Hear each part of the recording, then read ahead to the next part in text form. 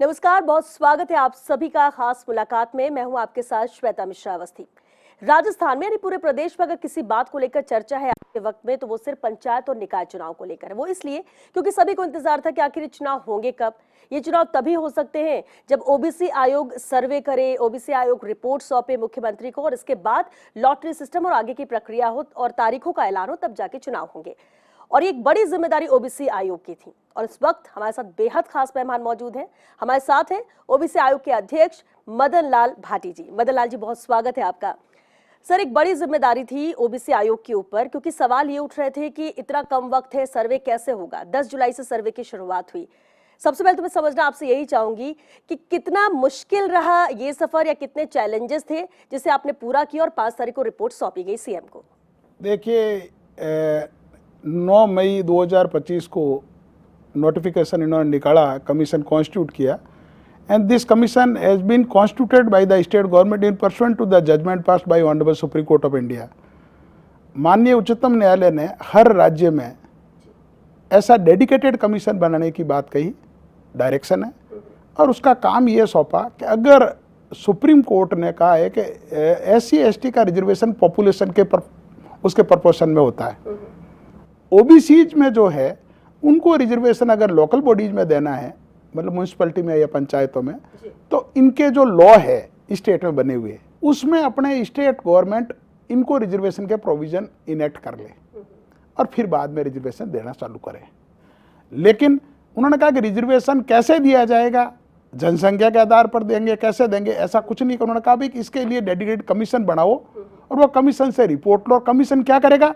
Commission का काम यह है कि वो एक रिगरस एम्पिरिकल इंक्वायरी करेगा, मीनिंग बाई एक बड़ी थोरो और वास्ट मैनर में इंक्वायरी करेगा। काय के लिए? So as to find out the nature and consequence of backwardness. कौन सी बैकवर्डनेस?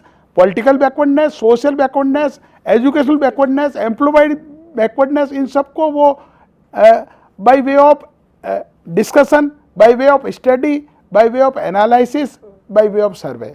तो हमने स्टार्टिंग किया, उसके अंदर हमने चर्चा परिचर्चा भी की, राजस्थान यूनिवर्सिटी में भी हमने रखा इसका, और भी जगह से हमने लिए, और हर पॉलिटिकल पार्टी से जो रजिस्टर्ड है उसको हमने राइटिंग में इन्फॉर्म किया।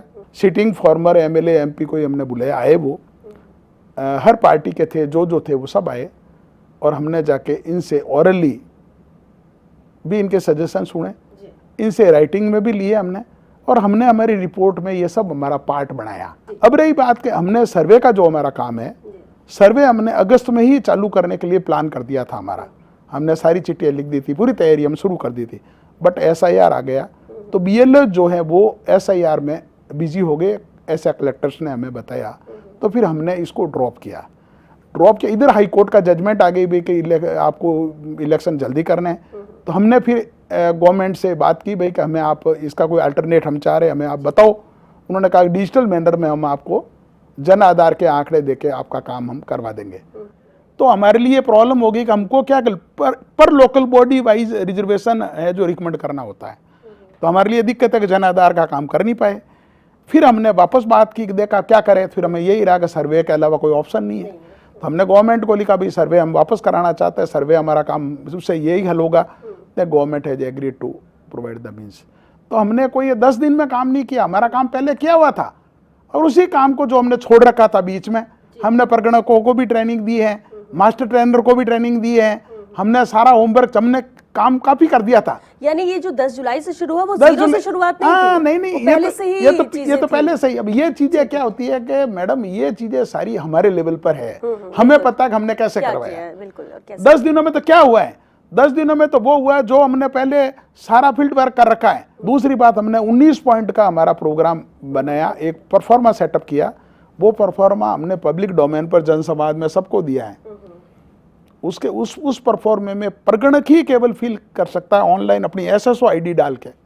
लेकिन फिर बाद में हमने ये कर दिया, अभी प्रगणक हम जो है इसकी ऑनलाइन ही, वो चाहे 2 दिन छुट्टी में है तो 2 दिन बाद आके करेगा। तो इनिशियली हमने 10 से 13 जुलाई का रखा, तो हमने 3 दिन और उनको दिए कि आप ऑनलाइन जो है ऑनलाइन सेटअप करो।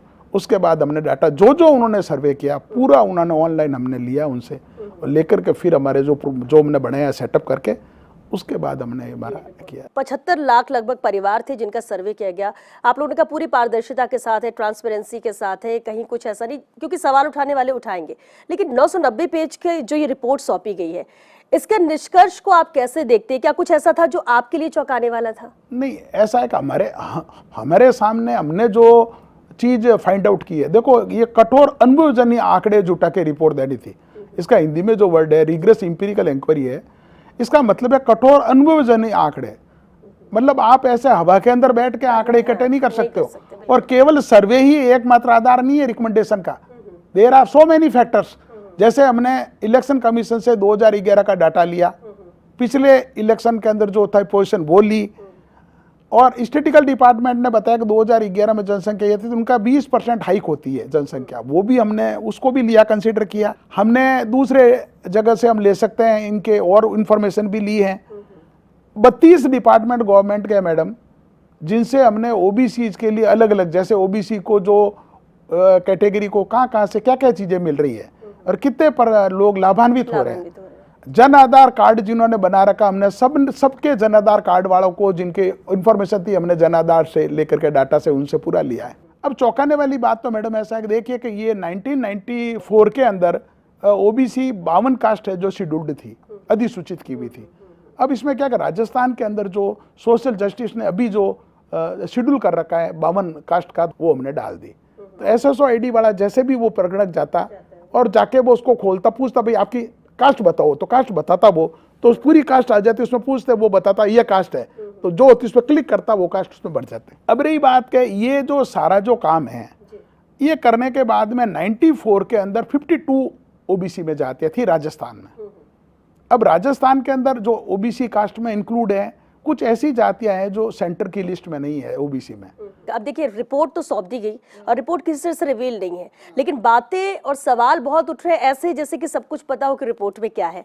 मेरा आपसे सवाल ये है कि ऐसा कहा जा रहा है कि 92 जो जाति, उनमें से 11 जातियां ऐसी है जिनका राजनीतिक दबदबा है, तो 81 जातियां फिर पीछे क्यों रहेगी? आपके सर्वे में क्या आया इसे लेकर? अभी तक रिपोर्ट हमने रिकमेंडेशन जो दी है, हमारी रिकमेंडेशन कॉन्फिडेंशियल है, and it is up to the government whether they drop it in the public domain or they keep it as confidential.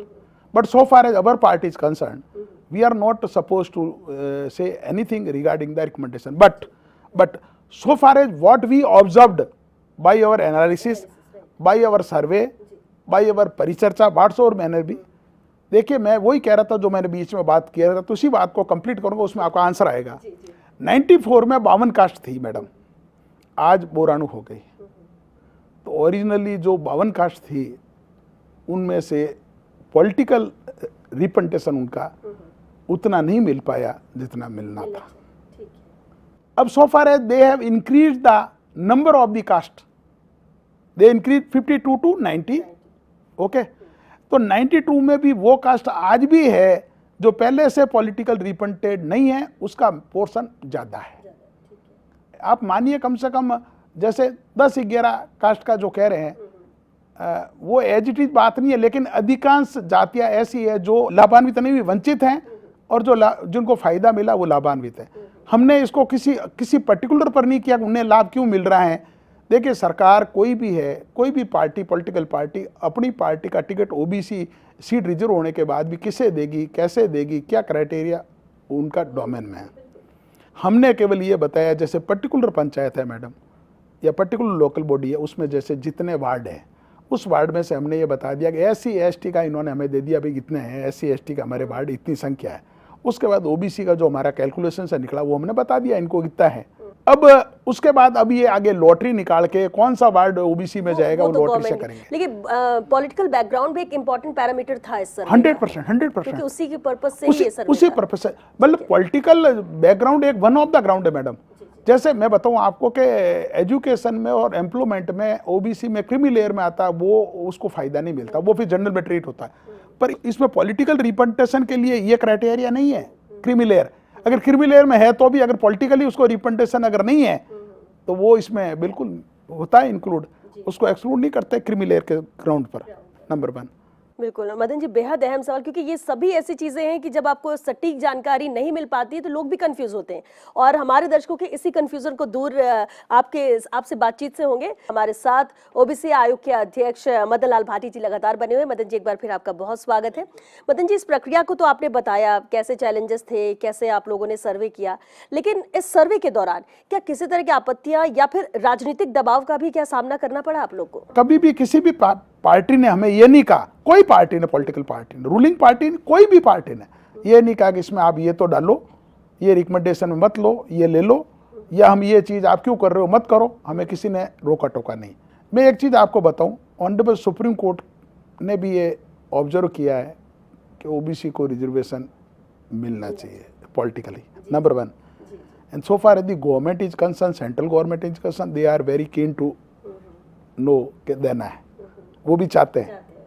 Rajasthan में भी जो गवर्नमेंट है, रूलिंग पार्टी है, जो वो भी ये चाह रही है, इसलिए तो उन्होंने सेटअप किया है। तो लोकप्रिय व्यक्तियों ने एक न्यायप्रिय व्यक्ति को अध्यक्ष बनाया, इसलिए बनाया कि इनको ओबीसी को लीगल फ्रेमवर्क में इनको फायदा मिले।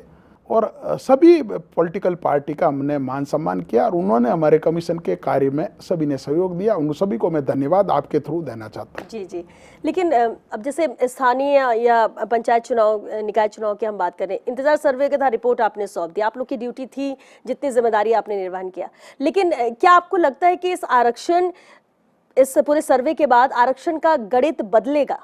कमीशन जो रिकमेंडेशन कमीशन द्वारा दी जाती है या दी जा सकती है, वो with in the 4th corner of the law होती है मैडम।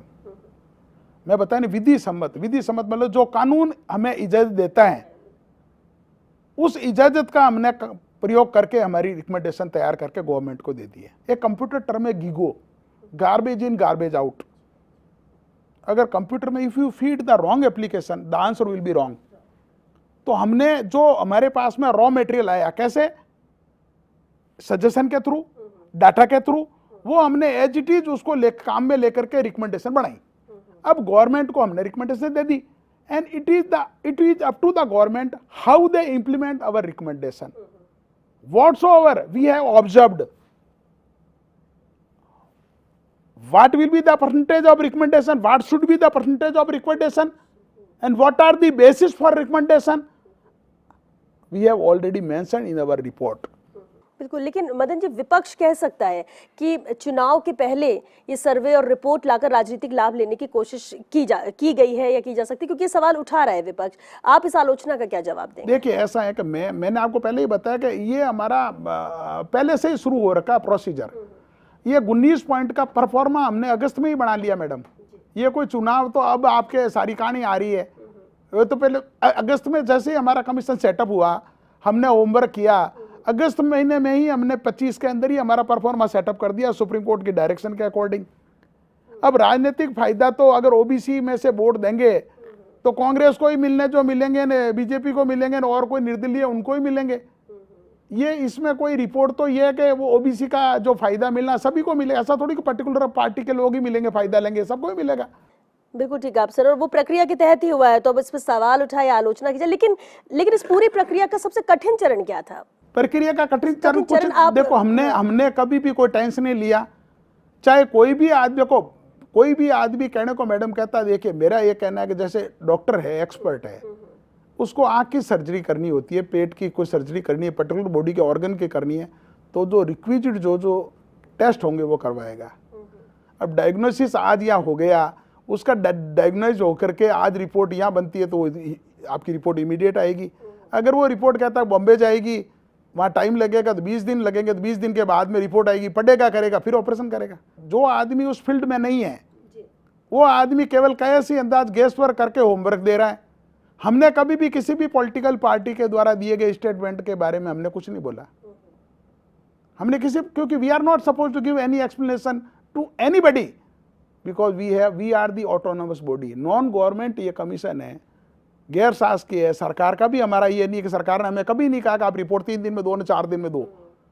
हाई कोर्ट ने जब बात की कि आप हमें बताओ ओबीसी कमीशन कब तक रिपोर्ट देगा और कब आप लॉटरी निकालोगे, तो फिर एक शेड्यूल प्रोग्राम दिया और हमसे पूछा ऑनरेबल हाई कोर्ट ने कि आप ओबीसी की रिपोर्ट कमीशन की कब तक दे सकते हैं, थोड़ी शीघ्र दे, वो चुनाव लेट हो रहे हैं। हमने कह दिया 5 अगस्त तक हम देंगे। ठीक है, मतलब आप ये कह रहे हैं कि भले ये बातचीत कही जा रही हो लेकिन आपकी तैयारियां पहले से थी, और ये क्योंकि ये कहा गया कि इतने कम वक्त में सर्वे भी हो गया, रिपोर्ट भी आ गई, तो ये आनंद फानंद किया। बिल्कुल, ये आपने तो एक्सप्लेन किया, लेकिन ये चीजें उठ रही थी, इसका भी आपने जवाब दिया। लेकिन ये जो रिपोर्ट आई है निकाय, क्या ये निकाय चुनाव के लिहाज से ही इस रिपोर्ट, इस दस्तावेज को देखा जाए, या फिर सामाजिक और राजनीतिक तौर पर भी हम कह सकते हैं कि भविष्य के मद्देनजर भी परिभाषित करती हुई ये रिपोर्ट रहेगी, सिर्फ निकाय चुनाव तक सीमित नहीं है? देखिए मैडम, ऐसा है, ऑनरेबल सुप्रीम कोर्ट ने कहा है कि ये जो कमीशन का जो काम है, इसकी ये एक सतत प्रक्रिया होगी और समय समय पर समीक्षाधीन रहेगी, और उसको जरूरत पड़ने पर ये कोई ऐसा नहीं कि आज कर दिया जो जीवन भर हर इलेक्शन इस रिपोर्ट पे ही होंगे, नहीं है। सिर्फ ये रिपोर्ट का प्रभाव इस चुनाव तक है, और इसलिए 2 पार्ट में रिपोर्ट को दिया गया कि एक तो सामाजिक एजुकेशनल दूसरा है, लेकिन दूसरा पार्ट वो आरक्षण को लेकर। मैंने आपको बताया, ऐसा कोई ये कोई गैस फर्क मैडम कोई 2 लैंड में नहीं है। हमने एक वार्ड का, आप सोचिए 14,403 के समथिंग पंचायत है, और मैडम इनके वार्ड कितने पता है? लाखों में है। 51,000 परगणक थे मैडम, और 76 लाख फैमिली का सर्वे करना था। आप सोचिए 45%, 44% पॉपुलेशन का सर्वे हुआ है हमारे सामने। अब कुछ लोग खान बदोश होते हैं मैडम, वो घर बंद करके चले गए, तो उनका तो कैसे होगा? और 3% तक का तो हर जगह ही रख के चलना पड़ता है। लेकिन हमने जो प्रगणक ने हमें दिया है, वो डाटा हमारे को आया है, वो 100% उसका फिलअप हुआ है। और ये क्या कि अगर उस पे कोई शक कर रहा है, सवाल उठा, तो वो गलत है, वो गलत। लेकिन सर, क्योंकि 990 पेज की रिपोर्ट बहुत बड़ी, बहुत विस्तृत होती है। देखिए मैं, अब उस, और क्योंकि आपने मैं आपको सिंपल एक बात बताता हूँ। आपका ये सेटअप है जी, आपके स्टूडियो के अंदर क्या हो रहा है, ये आपको पता है कौन सी चीज कहाँ रखी हुई है, किस चीज से क्या हो रहा है, कौन सा एम्प्लॉय क्या काम ले रहे हो। आपका न्यूज का जो है काम का, वो उसका अलग है, उसमें अलग लोग बैठ रहे हैं, आपको मालूम है। लेकिन जो बाहर का आदमी है, वो केवल आपकी न्यूज को देखता है टीवी में, वो सोचता है एक रूम है, बैठे हैं, एक मैडम बोल रहे हैं बस, और वो चल रहा है, और तो कुछ है नहीं इनके पास। खाली ऐसे क्या पता घर से ही बोल रही होगी, बैठी बैठी टीवी पे बोल रही है, बात कर रही है। तो मेरा ये कहना है, आप केवल राजनीतिक लाभ लेने के लिए, या राजनीतिक लाभ न मिले किसी को इसके एम से, ये पॉलिटिकल मैडम राइवलरी है, ये चलती रहती है। इनके आपस के अंदर बात करे, ये करे, वो उनका क्षेत्र है, जो अच्छा लगता है बोले, नहीं बोलना नहीं बोले। लेकिन हम तो हमारे बिल्कुल गार्डेड वे में बात करते हैं मैडम। और हम तो एक बात कहते हैं कि कोई व्यक्ति ये हमारे सामने नहीं आया जो ये बोले कि साहब इनको ओबीसी को कोई रिजर्वेशन की जरूरत ही नहीं है, मत दो आप, तो कोई आवश्यकता नहीं है। सबने कहा मिलना चाहिए। एग्जैक्टली हर पॉलिटिकल पार्टी ने, हर प्लेटफॉर्म ने कहा। लेकिन मैडम क्या मिलना चाहिए, मैं बताऊं आपको, अगर सोने की मोहर है, आपको मिल भी गई और आपकी थैली फटी हुई है मैडम, या बैग अगर आपका है, तो कोई फायदा नहीं, तो मैडम वो किसी और के हाथ में जाएगी। We have given the report, we have submitted the report, we have prepared the report of recommendation regarding providing reservation to the OBCs category in local bodies, municipality or panchayati raj sansthan, all on the basis of and within the 4th corner of the law by which we have permitted to recommend. That is that. अब sir क्योंकि वक्त भी खत्म हो रहा है, लेकिन अब क्योंकि 990 पेज की रिपोर्ट है, सौंप दी है, बहुत चीज उसमें कॉन्फिडेंशियल है। इट इज इन 2 पार्ट, बिल्कुल, एक 535 और इस तरह से ही है, डिवाइड किया 460 और 535। लेकिन सर एक लाइन में अगर इस पूरे 990 पेज की रिपोर्ट के निष्कर्ष को एक वाक्य में आप कहना चाहें हमारे व्यूवर्स के लिए, एक लाइन में, वो क्या होगा? ओबीसी के लिए जो चीज हमने लिखी है वो निश्चित रूप से उनके लिए फलदायी है। उनको उसका फायदा मैं उम्मीद करता हूँ मिलेगा, और मिलना भी चाहिए। और गवर्नमेंट भी इस पे सहानुभूति पर विचार करके और हमारे द्वारा दी गई सिफारिशों को वो लागू करेगी और इनको फायदा भी देगी। लेकिन अगर आने वाले 10 वर्षों में राजस्थान की ओबीसी को हम देखें, राजनीति में उनके प्रतिनिधित्व को देखें, आप कहाँ पाते हैं? आपने रिपोर्ट में रिकमेंड भी किया है, भविष्य के मद्देनजर भी, अगर आने वाले 10 सालों में देखें तो? नहीं, अब आने वाले 10 सालों में देखो मैडम, इनका सशक्तिकरण तो, राज्य सशक्तिकरण तो बहुत तेजी से बढ़ रहा है मैडम, बहुत तेजी से बढ़ रहा बताऊं मैं। तो जो पोजीशन आज है, निश्चित रूप से 10 साल बाद में भी इनकी बढ़ेगी। दूसरा है कि एक चीज है कि मैडम के मतलब है ना कि मजदूर को उसकी मजदूरी पसीना सूखने से पहले मिल जानी चाहिए, और जो मजलूम है उसको न्याय, उसका दर्द मिटने से पहले मिलना चाहिए। हमने हमारा काम कर दिया, रिपोर्ट लिख के दे दी, पर जिनको जहां तक भूखा है उसको खाना नहीं मिलता है। यानी आप कह रहे हैं कि आपने तो कर दिया अपना, अब गेंद जो है वो गवर्नमेंट के पाले में है, अब आगे उनको देखना है कि क्या करना है। Ball is in the court of the government, and it is up to the government how they implement our recommendation. We hope, we expect definitely the OBC caste will be benefited by our recommendation. Thank you. चलिए, बहुत शुक्रिया sir, क्योंकि ये सब बहुत जरूरी सवाल थे। कल ही आपने सौंपा है रिपोर्ट, और रिपोर्ट के बाद कयास भी लग रहे हैं। हालांकि आपने कहा भी कॉन्फिडेंशियल है, जो कॉन्फिडेंशियल है वो है अब तक, और कुछ भी ऐसा बाहर नहीं आया है, लेकिन इंतजार सभी को है कि जिस ट्रांसपेरेंसी के साथ सर्वे हुआ, रिपोर्ट बनी, रिकमेंडेशन दी गई है, वो भी सामने आए कि किस तरह से कितनी मेहनत ओबीसी कमीशन ने की। आप तो एक चीज रिपोर्ट दिए हुए, मतलब आप सोचो कि करीब 12 घंटे से ज्यादा हो ही गए। No political party, no person is there to have any masala or material to criticize this commission's report. बिल्कुल बिल्कुल है ही नहीं। वो खुद यही कह रहे हैं, कुछ चीज करेंगे, आगे जब पता लगेगा, जब बताएंगे क्या किया, कैसे किया, अभी हम तो कैसे बोले, और कहना भी नहीं है, बोलने के लिए कोई आधार ही नहीं है। और वैसे कोई आदमी अगर बैठा बैठा अगर कोई बात अपने मन से कर रहा उपज के, तो उसकी खुद की एक ही उपज है, वो जैसा समझ है उतनी बात करेगा, तो वो कर सकते हैं, मना भी नहीं है उसमें किसी का भी। हर आदमी स्वतंत्र है भारत के अंदर बोलने के लिए। बिल्कुल ठीक है। और ये निर्भर आप पर करते हैं कि आप किस पर कितना विश्वास करते हैं और किस तरह से कितनी गंभीरता से बातों को लेते हैं। बहरहाल मदन लाल भाटी जी, बहुत शुक्रिया आपका चर्चा के लिए, फर्स्ट इंडिया से खास बातचीत के लिए।